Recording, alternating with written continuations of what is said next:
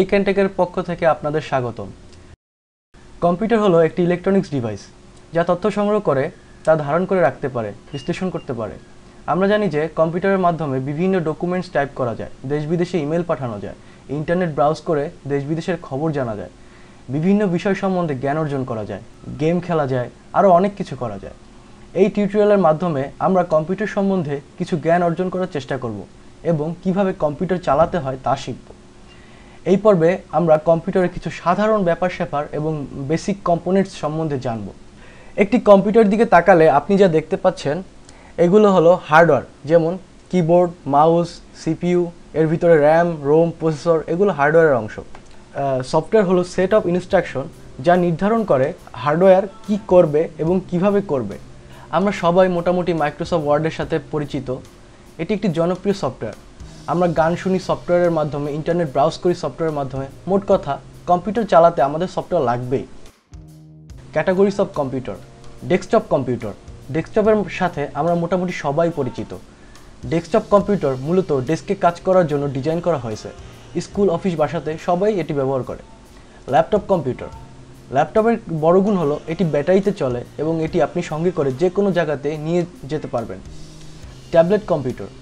ট্যাবলেটের গুণ হলো এর টাচ সেন্সিটিভ স্ক্রিন আছে, যার কারণে এর কিবোর্ড, মাউসের দরকার হয় না। সার্ভার্স কম্পিউটার অন্য কম্পিউটারকে ইনফরমেশন সার্ভ করে নেটওয়ার্কের মাধ্যমে। আমরা যখন ইন্টারনেটে কিছু খুঁজি তা আসলে সার্ভারে স্টোর করা থাকে। এখন আমরা কম্পিউটারের কিছু বেসিক পার্ট সম্বন্ধে জানব। চলুন আমরা একটি কম্পিউটারের দিকে তাকাই। কি দেখা যাচ্ছে? একটি মেটাল আর প্লাস্টিক দিয়ে বানানো একটি বক্স, একটি টিভি, একটি ছোট টাইপ মেশিন আর একটি রিমোটের মতো দেখতে কিছু একটা। এই রিমোটের মতো দেখতে জিনিসটা হলো মাউস এবং ছোট টাইপ মেশিনটাকে বলা হয় কিবোর্ড। এই মাউস আর কিবোর্ডের মাধ্যমে একজন ইউজার কম্পিউটারকে ইনস্ট্রাকশন দেয় কি করতে হবে। এই টিভিতে আমরা ফলাফল দেখি, এই টিভিকে বলা হয় মনিটর।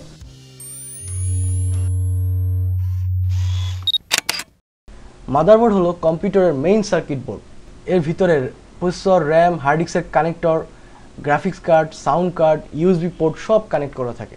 প্রসেসরকে বলা হয় কম্পিউটারের ব্রেইন। এর কাজ হলো ইনস্ট্রাকশন সম্পন্ন করা। আপনি যখন মাউস অথবা কিবোর্ড দিয়ে কিছু প্রেস করছেন, এর মানে আপনি প্রসেসরকে ইনস্ট্রাকশন দিচ্ছেন। মূলত আমরা অনেক সময় বাজারে যখন কম্পিউটার কিনতে যাই তখন শুনি কোরাই 3, কোরাই 5, কোরাই 7। আসলে ব্যাপারটা হলো আপনি যত কোরাই 3 থেকে কোরাই 5 বেশি ভালো, অর্থাৎ ও বেশি সংখ্যক কোর ব্যবহার করছে। কোরাই 7 কোরাই 5-এর থেকে ভালো, ও আরও বেশি কোর ব্যবহার করছে। কোরের ব্যাপারটা হলো আপনি আসলে যতগুলো কোর আসলে অতগুলো প্রসেসর ব্যবহার করতেছেন। তবে একটা কম্পিউটার স্পিড বিভিন্ন কম্পোনেন্টের উপরে নির্ভর করে, শুধুমাত্র প্রসেসর উপরে না। RAM, random access memory. RAM হলো শর্ট টার্ম মেমোরি। যখন আপনার কম্পিউটার ক্যালকুলেশন করছে তখন টেম্পোরারিলি ডাটা র্যামে স্টোর হয়। র্যাম মূলত মেগাবাইট অথবা গিগাবাইট হিসাবে পাওয়া যায়। মাল্টিপল টাস্কের জন্য র্যাম বেশি থাকা অনেক ভালো। আপনার র্যাম যত বেশি ভালো থাকবে আপনার কম্পিউটার স্পিড তত বাড়বে। Hard drive. হার্ড ড্রাইভে আপনার সফটওয়্যার, ডকুমেন্টস এবং অন্য ফাইল স্টোর করে রাখতে পারেন। হার্ড ড্রাইভ হলো লং টার্ম স্টোরেজ, অর্থাৎ কারেন্ট গেলেও আপনার ফাইলের কিছু হবে না। হার্ড ড্রাইভ যত ফাস্ট এবং সাইজে বড় হবে তত তাড়াতাড়ি আপনার কম্পিউটার স্টার্ট হবে, প্রোগ্রাম লোড করবে। Power supply unit. Power supply unit কম্পিউটারকে পাওয়ার সাপ্লাই করে। Video card. মনিটরে আমরা যা দেখি তা হলো ভিডিও কার্ডের কৃপা। মাদারবোর্ডে GPU, graphics processing unit built ইনে থাকে, তাই সাধারণত আমাদের ভিডিও কার্ড লাগানোর দরকার হয় না। কম্পিউটার বেসিকের দ্বিতীয় লেকচারে আপনাদের স্বাগতম। আজকে আমরা কম্পিউটার কীভাবে চালাতে হয় সেটি দেখব। আমরা মনিটরের দিকে তাকালে এই পিছনে যে স্ক্রিনটি দেখছি এটিকে বলা হয় ডেস্কটপ। বাম পাশে যে বক্সগুলো দেখছি এগুলোকে বলা হয় আইকন। এই বারটাকে বলা হয় টাস্ক বার। এই বাটনটাকে বলা হয় স্টার্ট বাটন এবং এই যে তীরের মতো একটা জিনিস যে ঘুরছে এটাকে বলা হয় কার্সার। এই কার্সার দিয়ে আপনি যে কোনো জিনিস সিলেক্ট করতে পারবেন এবং মূলত মাউস আপনি যখন নাড়াবেন এই কার্সারটার সাথে সাথে চলবে। তো আপনি কোনো একটা জিনিস সিলেক্ট করবেন মাউসের লেফট ক্লিক দিয়ে, তারপর লেফট ক্লিককে দুবার ক্লিক করলে এটা ওপেন হয়ে যাবে। আবার রাইট ক্লিক করে আপনি এই ওপেন অপশনে একটা লেফট ক্লিক করলেও ওপেন হয়ে যাবে। মূলত লেফট ক্লিকটা দিয়ে আপনি সিলেক্ট করছেন এবং রাইট ক্লিক দিয়ে আপনি অপশনগুলো দেখছেন। তো আমরা এগুলো আস্তে আস্তে আরও শিখবো। তবে একটা জিনিস আমি বলে রাখি যে আপনাকে বারবার প্র্যাকটিস করতে হবে। যদি আপনি প্র্যাকটিস না করেন আসলে আপনার কোনো কিছুই হবে না। আমরা ডেস্কটপে কোনো আইকনের উপরে না, শুধু ডেস্কটপে একটা রাইট ক্লিক করি। এখন আমরা দেখলাম রিফ্রেশ একটা অপশন আছে এখানে। আমি রিফ্রেশে লেফট ক্লিক করলাম, অর্থাৎ সিলেক্ট করলাম। তাতে কি হলো, আমার স্ক্রিনটা একবার লাফ দিল। ব্যাপারটা হয়েছে, যেমন আমরা চা খেয়ে যেমন রিফ্রেশ হই না, এরকম কম্পিউটারকেও রিফ্রেশ করা ভালো। আসলে কম্পিউটারের ভিতরেও তো প্রোগ্রাম করা, তো আসলে দেখা যায় অনেক সময় ব্যাড সেক্টরগুলো জমে গিয়ে কম্পিউটার আসলে স্লো কাজ করে। আমি এরপরে আরও অনেক টেকনিক দেখাবো কম্পিউটারকে মেনটেন করার জন্য। তো আসলে আমরা আস্তে আস্তে শিখি। আমি আবার রাইট ক্লিক করলাম। রাইট ক্লিকের মধ্যে আমি দেখতেছি ভিউ অপশন হলো, এখানে আমরা দেখতেছি larger icons, medium icons, small icons. Large icon দেওয়ার সাথে সাথে বড় হয়ে গেছে, মিডিয়াম আইকনস দিলে ছোট হয়ে যাবে, আরও ছোট হয়ে যাবে। এবার শর্ট বাই হলো আসলে আপনি এটাকে কীভাবে সাজাতে চাচ্ছেন, নাম হিসেবে নাকি সাইজ হিসেবে। যদি আমি নেম সিলেক্ট করি তাহলে দেখা যাবে কম্পিউটারের প্রথম ইনিশিয়াল হলো সি এবং রিসাইকেল বিনের প্রথম ইনিশিয়াল হলো আর। এর জন্য কম্পিউটারটা আগে হয়ে গেছে, অর্থাৎ ক্যাপিটালের সিরিজ হিসাবে এটাকে সাজাবে। আবার আপনি যখন শর্ট বাইতে সাইজ দিবেন তখন যেটার সাইজ সবথেকে বেশি বড় ওইটা সবথেকে উপরে যাবে। এবার আমরা স্টার্ট বাটনে যাই। স্টার্ট বাটনে গিয়ে আমরা দেখছি সার্চ প্রোগ্রাম অ্যান্ড ফাইলস। এখানে আপনি সার্চ দিয়ে অনেক কিছু বের করতে পারবেন। ডান পাশে শাটডাউনের এই জায়গাটা, এই যে এখানে আমরা যে একটা ডান দিকে একটা অ্যারো চিহ্নের মতো দেখছি, এটার উপরে আমি কার্সারটা যখন নিচ্ছি তখন আমি কিছু অপশন দেখছি, switch user, log off, lock, restart, sleep. মূলত এগুলো হচ্ছে কম্পিউটারের পাওয়ার অপশন। শাটডাউন আপনি যখন দিবেন কম্পিউটার আপনার বন্ধ হয়ে যাবে। রিস্টার্ট হলো আপনার কম্পিউটার বন্ধ হয়ে আবার ওপেন হবে। আর স্লিপের কাজটা হলো, স্লিপ হলো আপনার মনে করেন কম্পিউটার আপনার অফ হবে কিন্তু কম্পিউটারের কোনো কাজ বন্ধ থাকবে না, এটা মনে রাখবে। এবং আপনি কম্পিউটার যখন আবার ওপেন করবেন তখন আপনার ঠিক আগের জায়গা থেকেই শুরু হবে। লগ অফ হলো আপনার কম্পিউটার বন্ধ হবে না কিন্তু আপনি অ্যাকাউন্ট সুইচ করতে পারবেন। সুইচ ইউজারের মাধ্যমে আপনি অ্যাকাউন্ট চেঞ্জ করতে পারবেন, কিন্তু সুইচ ইউজার আর লগ অফের মধ্যে পার্থক্যটা হলো সুইচ ইউজারের ক্ষেত্রে আপনার যে অ্যাকাউন্ট থেকে একটা অ্যাকাউন্ট থেকে আপনি আরেকটা অ্যাকাউন্টে যাচ্ছেন, ওই আগের অ্যাকাউন্টটা ঠিক অফ হবে না, কিন্তু লগ অফ দিয়ে আসলে আপনার ওই অ্যাকাউন্টটা অফ হয়ে যাবে। এবার আমি যে অ্যাকাউন্ট বলছি, আসলে অ্যাকাউন্টের ব্যাপারটা কি। আমরা যদি ডান পাশে উপরে একটা বক্স আছে, এই বক্সটা ওপেন করি, ওপেন করলে আমরা দেখব এখানে অপশন আছে যে চেঞ্জ ইওর অ্যাকাউন্ট নেম। মূলত আসলে ব্যাপারটা হচ্ছে এখানে আপনি আলাদা আলাদাভাবে লগ ইন আইডি খুলতে পারেন। একটা আইডিতে শুধু আপনি অ্যাক্সেস করবেন, ওই আইডি দিয়ে আপনি অ্যাক্সেস করবেন এবং অন্য আইডি দিয়ে অন্য মানুষজন ব্যবহার করবেন। আপনি অ্যাডমিনিস্ট্রেটর অ্যাকাউন্টে আপনার কম্পিউটার ফুল অ্যাক্সেস রাখবেন এবং স্টুডেন্টের সাইডে আপনি ফুল অ্যাক্সেস দিবেন না। তাতে অনেক সময় দেখা যাবে তারা ইচ্ছে করলে এই সফটওয়্যার ইনস্টল করতে পারবে না, আনইনস্টল করতে পারবে না। তো এখান থেকে আপনি এই চেঞ্জ ইওর অ্যাকাউন্ট টাইপ থেকে ইচ্ছে করলে আপনি স্ট্যান্ডার্ড ইউজার দিতে পারবেন। তখন দেখা যাবে যে সফটওয়্যারের সে চেঞ্জগুলো করতে পারবে না, সে সফটওয়্যার ইনস্টল আনইনস্টল করতে পারবে না, তখন তার অ্যাডমিনিস্ট্রেটরের অ্যাক্সেস লাগবে। এখানে আপনি ইচ্ছে করলে আপনার এই নিজের অ্যাকাউন্টে পাসওয়ার্ড দিয়ে দিতে পারবেন 1 2 3 4 5 1 2 3 4 5।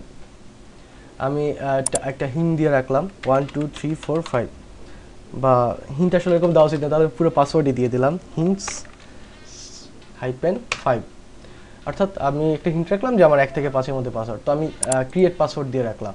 আসলে এই জিনিসগুলো আপনি একটু প্র্যাকটিস করতে হবে, আসলে প্র্যাকটিস না করলে আসলে হবে না। ল্যাপটপের ডান পাশে নিচে আমার ঘড়ি দেওয়া আছে এবং ক্যালেন্ডার দেওয়া আছে।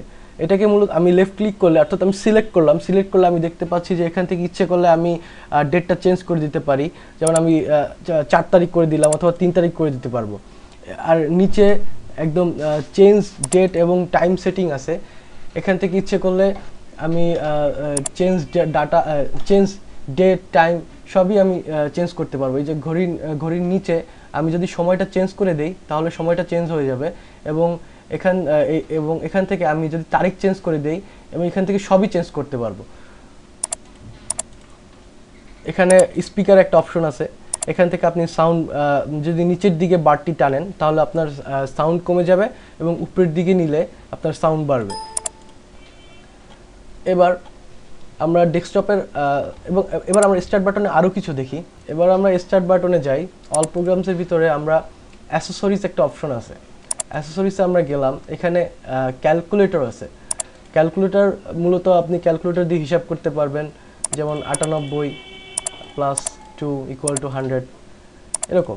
আবার স্টার্ট বাটনে আমরা যাই, আবার অ্যাক্সেসরিজের ভিতরে যাই। এখানে আর একটা অপশন আছে নোটপ্যাডের ভিতরে আপনি কোনো কিছু লিখে, যেমন আমি ক্লিক অ্যান্ড টেক, আমরা যেমন ডায়েরিতে নোট রাখি আপনি ঠিক সেরকম একটা নোট রাখতে পারবেন। কারণ আমি এটা ইচ্ছা করে ডেস্কটপে যে ক্লিক অ্যান্ড টেক লিখে তারপর ফাইলে গিয়ে আমি সেভ এজ দিলাম। এখানে আমার দেখিয়ে দিতে হবে আমি এটা কোন জায়গায় রাখতে চাই। আমি এটা ডেস্কটপে রাখতে চাই। আমি আগেই বলছি ডেস্কটপ হলো আমার পিছনের ব্যাকগ্রাউন্ড হলো ডেস্কটপ, তো আমি ডেস্কটপে এইখানে রাখতে চাই। এখানে রেখে আমি ফাইল নেম লিখে দিলাম নোট, জাস্ট সেভে একটা ক্লিক করলে সেভ হয়ে যাবে। এই যে দেখুন আমরা এই যে এখানে নোট নামে অপশনটা পাচ্ছি, নোটটা অন করলে আমি এখানে নোটপ্যাডে আমার সেই নোটটা আমি দেখতে পাচ্ছি। আমরা আবার স্টার্ট বাটনে যাই, স্টার্ট বাটনে গিয়ে আমরা অ্যাক্সেসরিজের ভিতরে যাই। অ্যাক্সেসরিজে পেইন্ট অপশনটা খুব মজার। এটা মূলত আপনি ছবি আঁকতে পারবেন। যেমন আমরা একটা ছবি আঁকি, আমরা বাংলাদেশের পতাকা আঁকি। আমি রেক্টেঙ্গুলার একটা নিলাম, তারপর আমি একটা সার্কেল নিলাম, আমি বাংলাদেশের পতাকা আঁকছি। আমি একটা কালার করে দিতে চাচ্ছি, সবুজ কালার করে দিলাম, লাল কালার করে দিলাম। আবার যেভাবে আমি দেখিয়েছি যে কীভাবে সেভ করতে হবে, জাস্ট গিয়ে সেভ এস। আপনি যদি জেপিজি একটা ফরম্যাটে দিয়ে দেন, এগুলো আমরা একটু পরে দেখব, যেমন জেপিজি ফরম্যাটে রাখাই ভালো। আমি আবার এই ডেস্কটপে আমার পিকচার ড্রয়িং কিবোর্ড থেকে টাইপ করতেছি DRAWING, আমি সেভ করে ডেস্কটপে রেখে দিলাম। আমার ড্রয়িংটি এসে পড়েছে, এই যে এই পাশে আমার ড্রয়িংটি এসে পড়েছে। এবার অ্যাক্সেসরিজের ভিতরে আমি একটি জিনিস দেখাবো। অনেক সময় দেখা যায় যে আমার কিবোর্ড কাজ করতেছে না, তখন আমি আসলে মানে কিভাবে কিবোর্ড কাজ করতেছে না, তাহলে আমি কিভাবে কম্পিউটার চালাবো। তো এখানে একটা অপশন দেওয়া আছে এই অ্যাক্সেসরিজের ভিতরে, এজ অফ অ্যাক্সেসে গিয়ে অন স্ক্রিন কিবোর্ড আছে। এই অন স্ক্রিন কিবোর্ডটা আমি অন করলে এখানে আমি আসলে একটা কিবোর্ড পাচ্ছি, তখন আমি এটা মাউস থেকে আসলে কন্ট্রোল করতে পারবো। যেমন আমি এই নোটটি আবার ওপেন করি, নোটটি অন করে আমি এখানে ক্লিক অ্যান্ড টেকের সাথে আমি এই যে .com কিবোর্ড থেকে আমি অন স্ক্রিন কিবোর্ড থেকে এটা আমি লিখলাম, তারপর আমি সেভ করে রাখলাম। এখানে যে জিনিসটা চাইছে, আসলে আমার কম্পিউটার চালাতে হলে আমার আসলে পড়তে হবে, আমাকে আসলে কি ও বলতে চাচ্ছে এটা আমার বুঝতে হবে। যেমন এখানে একটা কথা বলছে যে একটু আগে আমার যে ফাইলটা ছিল ওইটার নাম ছিল note.txt, তো ও বলতেছে যে note.txt অলরেডি এক্সিস্ট, অর্থাৎ এই নামে অলরেডি একটা ফাইল আছে। তো do you want to replace it, অর্থাৎ আমি কি এটা রিপ্লেস করতে চাচ্ছি নাকি আর একটা ফাইল আমি বানাতে চাচ্ছি। তো আমি এটা রিপ্লেস করতে চাইতেছি, তো আমি ইয়েস দিয়ে দিলাম, তখন এটা আমার রিপ্লেস হয়ে clickandtech.com হয়ে যেত। আর আমি যদি রিপ্লেস না দিয়ে ওই বারে, যেমন আমি আবার যদি সেভ এস করি, আমি এইখানে সেভ দিলাম, এখন আবার আমাকে কোশ্চেন করছে do you want to replace it, না আমি এটা রিপ্লেস করবো না, আমি আরেকটা ফোল্ডার দেবো। তখন আমি আরেকটা জাস্ট নোটের সাথে 1 দিয়ে দিলাম, তখন আমার এটা আরেকটা ফাইল হয়ে যাবে।